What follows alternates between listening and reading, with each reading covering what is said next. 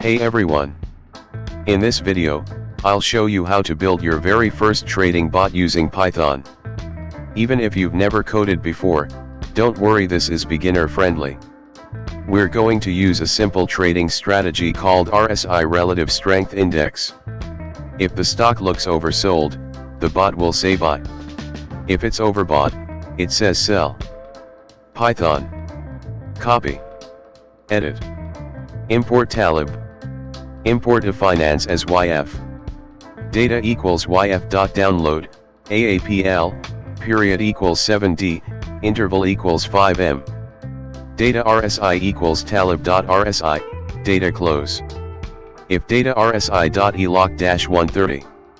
Print, buy signal.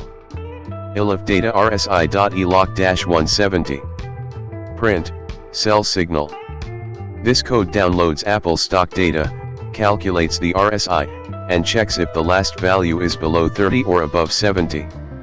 Show code line by line, and use voiceover to explain what it does. This is just the beginning. In my next videos, I'll show how to connect this bot to real trading accounts. So don't forget to like, subscribe, and comment bot if you want a free guide. Show subscribe button, and text, next, connect to Binance API. Thanks for watching.